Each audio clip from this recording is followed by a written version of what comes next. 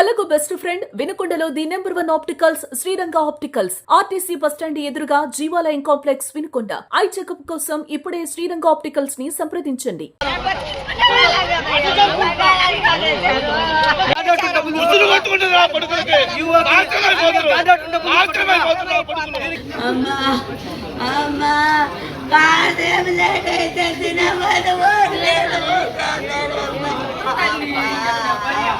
వచ్చాడంటయ్యా, కొత్త వచ్చాడంటయ్యా, లేట్ అయితే అరుస్తున్నాడంటయ్యా.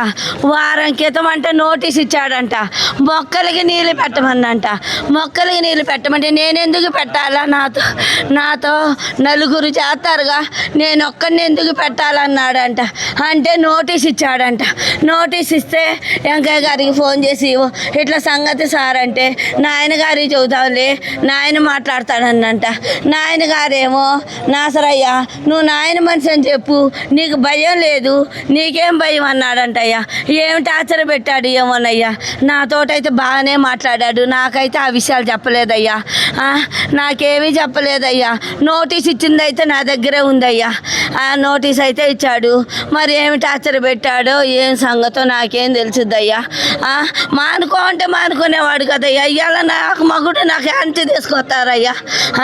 ఇవాళ నా పరిస్థితి ఏందయ్యా? నా పరిస్థితి ఏంది చెప్పండి అయ్యా. నా పరిస్థితి వద్దు నాసరయ్యా, నువ్వు మానుకో అంటే మానుకునేవాడు అయ్యా. ఏ కొట్టో బొట్టో పెట్టుకొని ఎట్టో తిట్టి బతికే వాళ్ళం కదయ్యా. ఇవాళ నా పరిస్థితి ఏందయ్యా చెప్పండి అయ్యా. మీరు చెప్పండి అయ్యా. అమ్మ నా బంగారు తల్లి మధ్యాహ్నం కూడా ఫోన్ చేశాడయ్యా. అన్నం తిన్నామంటే తిన్నానన్నానయ్యా, ఇప్పుడే తిన్నానన్నానమ్మా. అమ్మ ఈ వంట అయ్యా, ఈ వంట ఇప్పుడు కొత్తగా వచ్చిన ఈ వంట అయ్యా ఆయన ఇచ్చాడంటయ్యా. నాతో నలుగురు చేస్తున్నారుగా, నాకు ఒక్కడికి ఎందుకు ఇస్తున్నా? వాళ్ళు చేస్తే నేను కూడా చేస్తానన్నాడంటయ్యా. అని అంటే నువ్వు నా మాట వినట్లేదు, చెప్పిన మాట అన్నాడంటయ్యా. అని నోటీస్ ఇస్తే నోటీస్ తీసుకొని మధ్యాహ్నానికి వచ్చాడయ్యా. ఆ రోజు నోటీస్ తీసుకొని వెంకయ్య గారికి అడిగి పోయాడు. నాయన గారికి మాట్లాడదాంలే అన్నాడు. అని ఆయన వచ్చాడు, చిన్న ఆయన పెద్ద ఆయన వచ్చారు, వాళ్ళు మాట్లాడారు. నాసరే ఏమనొద్దు, నిన్ను వచ్చావు రేపు పోతావు, 13 ఏళ్ళ 14 ఏళ్ళ చేస్తున్న ఒక్క మాట కూడా మీరు అనొద్దు అని అన్నాడంటయ్యా. మరి అక్కడ ఏం జరుగుతుందో నాకేం తెలుసుద్దయ్యా, నాకేం తెలుసుద్దయ్యా. పొద్దున్నే పెందలాడి రమ్మంటాడంట, లేట్ అయితే అరుస్తాడంటయ్యా. మరి నాకేం తెలుసు అయ్యా, నాకేం తెలుసు.